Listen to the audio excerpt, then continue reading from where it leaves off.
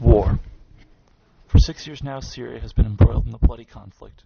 By the United Nations estimate, over 400,000 people are dead, with millions more displaced in a diaspora which stretches from Egypt to Sweden.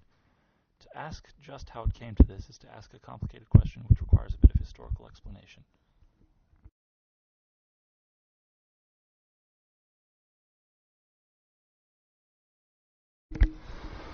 The four sections and time periods that cover the history of the region are the Arab-Israeli Wars from 1948 to 1973, the Iranian Revolution and subsequent war against Iraq from 1979 to 1988, the arrival of American troops in ground wars from the start of the First Gulf War to the end of the Second Gulf War.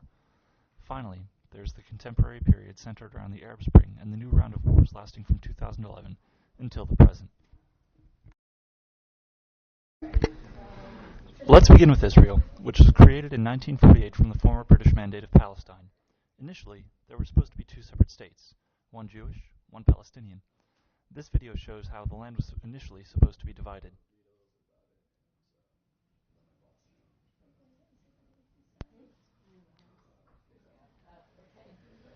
And you guys are pretty close to being done.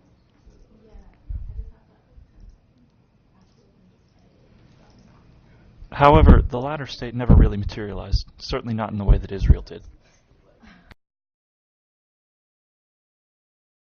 But it was the rising tension in Palestine that held world attention. Partition had brought a new flare-up in the strife between Arab and Jew. Politically, the conflict appeared to be settled. In actual fact, it had only just begun.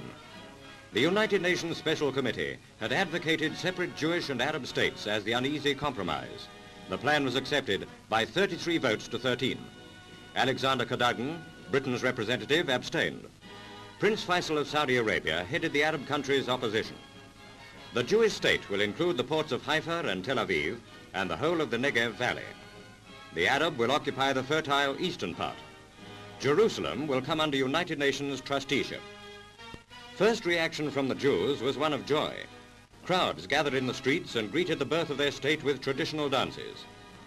Britain's civic administration is expected to withdraw by May. Jews and Arabs will then govern themselves. Arab opposition to the partition scheme has been violent. The call for a holy war against the Jews went out from Cairo. A 3-day general strike coincided with an intensive recruiting campaign.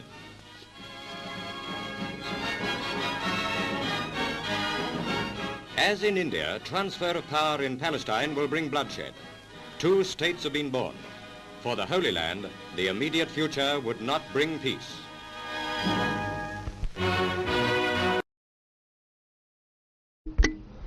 Independence was quickly followed by war, in which the armies of Egypt, Jordan, Syria, Lebanon, and Iraq invaded Israel. However, all were repulsed, and a ceasefire was negotiated. The Israelis were still not recognized by their neighbors, however, a problem which persists to this day. Furthermore, the war resulted in the displacement of thousands of Palestinian refugees, many of whom settled in the West Bank. That territory was later annexed by Jordan, and the Palestinians were given Jordanian citizenship. The next war came in 1967. The previous 19 years had not exactly been peaceful, with the most notable disturbance being the Suez Crisis in 1956. A new power was rising in the West. In Egypt, Gamal Abdel Nasser promulgated the idea of Pan-Arabism, centered around the idea that all Arabs were united by a common language, Arabic, and that they could, together, oppose colonialist ambitions in the Middle East and reject the bipolar world order of the Cold War, which was characterized by the equal and opposite forces of the Soviet Union and the United States.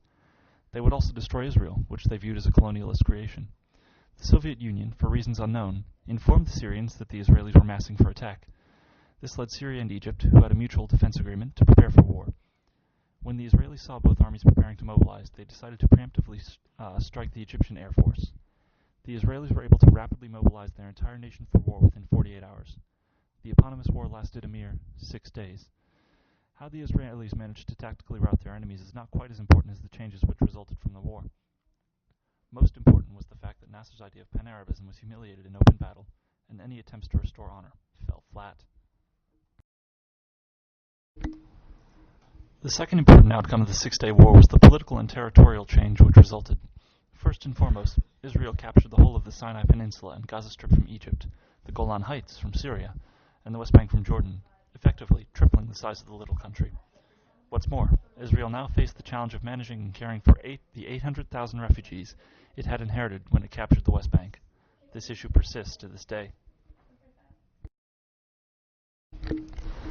More than just being a repeat of the Six-Day War, the 1973 Arab-Israeli War brought newer, more global elements into conflict.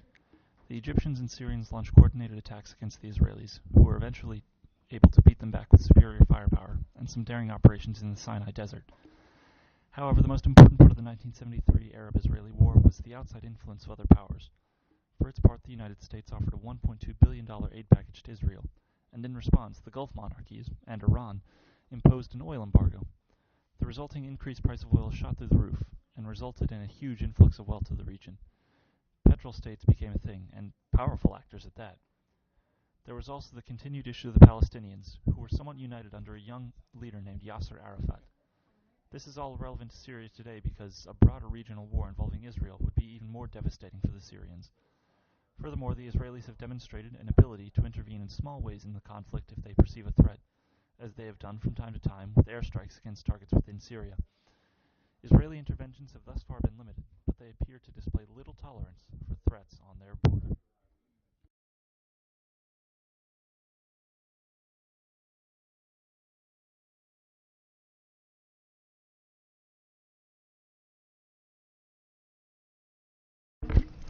The next stage of Middle Eastern history deals with the War and Revolution in Iran, which lasted roughly from 1979 to 1988. By the late 70s, the Shah, the second and last of the Pahlavi Shahs, was about to see the end of monarchy in Iran. He was effectively a prop for the USA, having been brought to power by a CIA-backed coup in 1953, known as Operation Ajax. Since the overthrow of the democratically elected Prime Minister Mohammad Mossadegh, the Shah had faced no real opposition. It was a joke in Iran that the so-called opposition was so close to the Shah's party that they were referred to as the Yes Party and the Yes Sir Party. Corruption was rampant at the time, and the country was flush with oil wealth from the 73 embargo. The Shah maintained an iron grip with the help of the Savak, his secret police. He was also unpopular with the ulama, the religious elite who saw him as being too close to the West, particularly the United States. The revolution began in 1979, and the Shah was quickly ousted. In the wake of the monarchy, a Shia cleric by the name of Ruhollah Khomeini, who had been exiled in Europe, returned to Iran and helped establish the Islamic Republic of Iran. Khomeini introduced a system of government known as Vilayat-i-Faqih, which means rule by the jurists, which he expounded upon in his writings in the previous years. Khomeini's ideology was made manifest was known as the Islamic Republic. Khomeini argued that the monarchy was un-Islamic and that the new Iranian government reflected that. This put him at odds with the Sunni monarchs in the Gulf.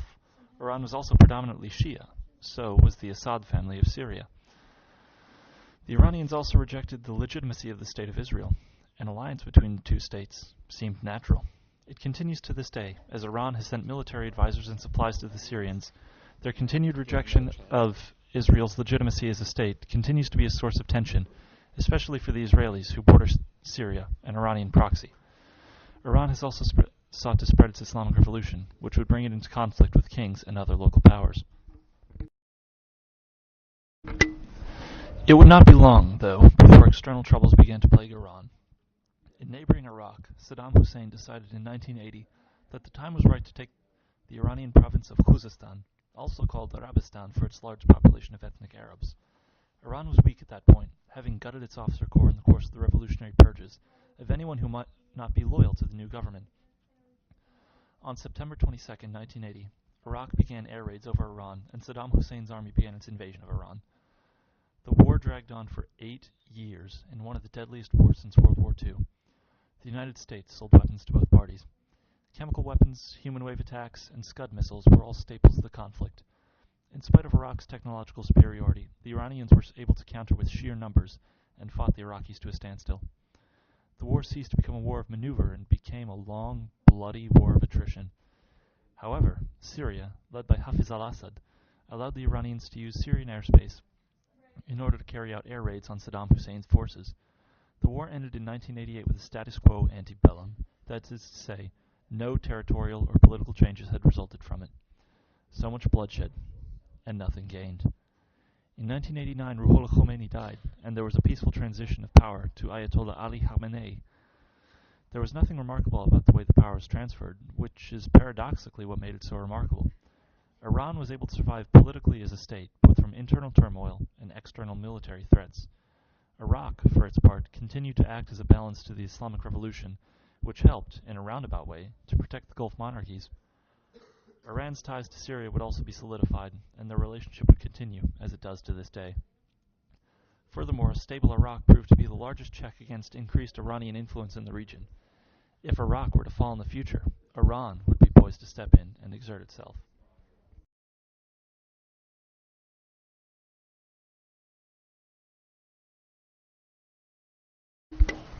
Next, we will discuss shock and awe, in which the Americans come ashore and took a more active role in the Middle East. This period began with the First Gulf War and continues to this day.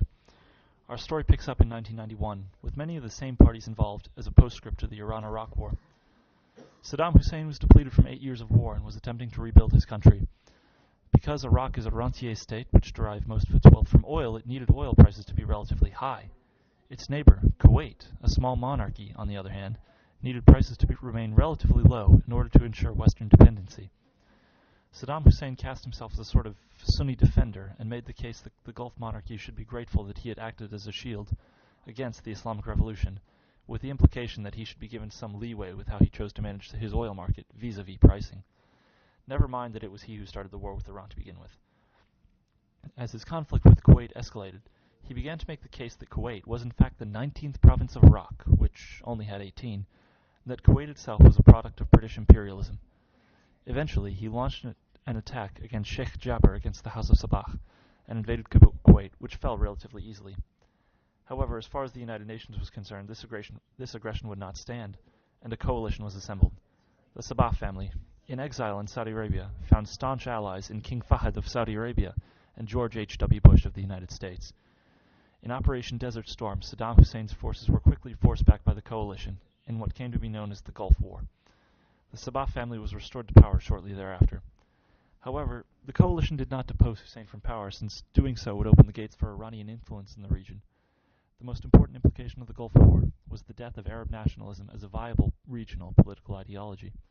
Syria and Egypt were the fourth and sixth largest contributors to the coalition, both Arab states which had sided with an outside, principally Western military force against another Arab state. The United States-led coalition did not remove Saddam Hussein from power, as it was considered outside their mandate. However, having achieved such an easy victory with relatively low casualties, the United States demonstrated a willingness to flex its military muscle in the region by deploying boots on the ground. They would demonstrate such willingness again in just over 10 years. In 2003, the United States returned to Iraq, led by George W. Bush this time. The United States had come to ostensibly find and destroy Saddam Hussein's chemical weapons stockpile, although the Americans never quite found the chemical weapons or bioweapons they were looking for. They came with a coalition of the willing, but not with support from the United Nations. The war began with a tactic known as shock and awe.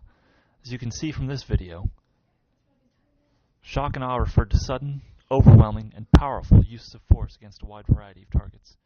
It is meant to quickly overwhelm an opposing military. The campaign known as Operation Iraqi Freedom was able to dislodge Saddam Hussein in a matter of weeks. Baghdad fell by early April. The capture of Baghdad left us with famous images, like the one shown here, of a statue of Saddam Hussein being torn down by jubilant Iraqis. President George W. Bush famously landed on the deck of an aircraft carrier and announced the end of major combat operations against the backdrop of a large poster which read, "Mission accomplished." Hussein was deposed, then captured in 2004, and later tried and hanged for crimes against humanity in 2006. The war did not end, though, and a predominantly American force continued to occupy the country for another 5 years. Those years were spent fighting both Sunni and Shia insurgents. The impacts of the war were thus. The check on Iran was removed, since the Iraqis were the only ones to halt Iranian influence west of the border. Iraq descended into sectarian strife along largely sectarian lines. It was, after all, a predominantly Shia country which had been run by a Sunni for decades. Additionally, the United States seemed unable to extricate itself from the conflict, having spent years in the rebuilding process and transitioning out of the Bush presidency without having accomplished the mission of building a stable, united Iraq. As a result, war fatigue seems to have set in among the American populace. The question of, do you support boots on the ground, was a frequent one during the 2016 presidential election. The inability to create stability in Iraq, coupled with a weak, divisive government, would make it an ideal terrorist haven in the coming years. Worst, the Iraqi army would prove incapable of dealing with the new threats of ISIS when it eventually arrived.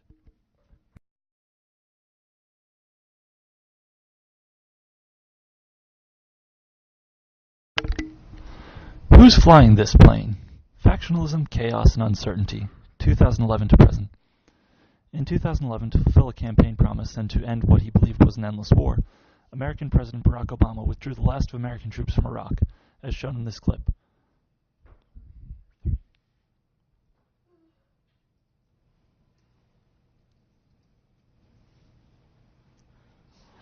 Iraq would later prove to be fragile, and it would encounter significant problems shortly after the American withdrawal.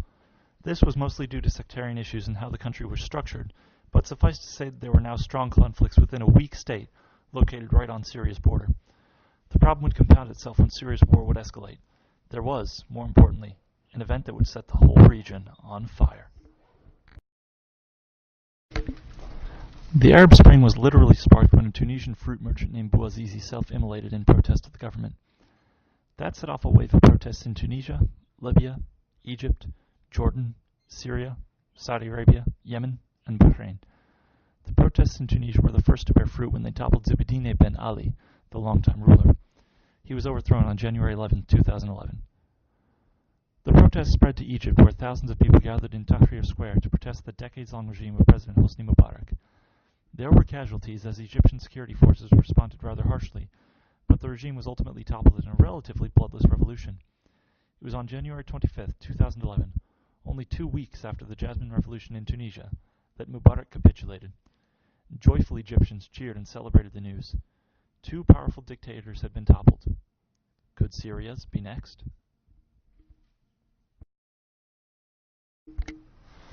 Protests in Jordan were quelled relatively quickly with promises of reform. 2 days after the end of the Mubarak regime, protests sprung up in Yemen. The country would soon be ripped apart by civil war, and the differing factions would become proxies for a larger battle between Saudi Arabia and Iran.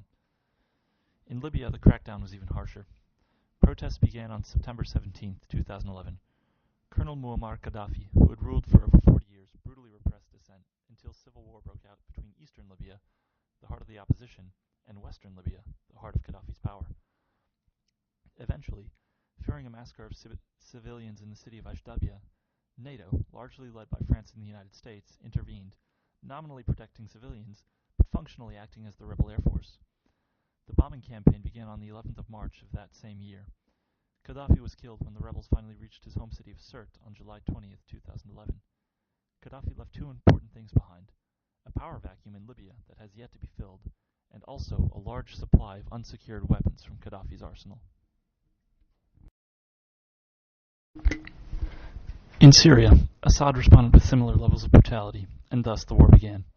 Fighting started on the 15th of March. Some army officers defected, people began to rise up, and different factions formed in the war. In July of 2011, the Free Syrian Army formed in opposition to his leadership. In December of 2011, the last American troops left Iraq. However, the Iraq left behind by the Americans was too weak to effectively govern all areas of the country. With Syria also weakened by war, there was a large political power vacuum to be filled. Various factions like the Kurds, Islamists, and rebels of all political and religious sentiments began to fight over segments of Syria. Assad's government had received generous amounts of aid and supplies from the Iranians, while certain rebel groups were being funded by the Saudis and Qataris, who were ready to use the Syrian civil war as a proxy battle against the Iranians, much like Yemen had been used. As the chaos of war ensued, a new threat, the Islamic State of Iraq and the Levant, aka ISIS or ISIL, proclaimed a caliphate in 2014 in the captured territories of Iraq and Syria, adding yet another complex dimension to an already complex and bloody war. They were able to rapidly take over large sections of western and northern Iraq and most of eastern Syria, although much of that territory is uninhabited or sparsely populated. They had taken advantage of the power vacuum and driven out the depleted rebel and government forces in parts of Syria, and then routed the Iraqi army and captured Mosul, the second largest city in Iraq. A man by the name of Abu Bakr al-Baghdadi proclaimed himself the caliph, that is, the leader of this new type of kingdom. This man had previously been arrested on terrorism charges in 2011 and detained by the Americans in Iraq before being released. To this day, the fighting continues, as ISIS continues to occupy segments of Iraq and Syria in spite of opposition from the Iraqi army, the Syrian army, and Kurdish militant groups in the north.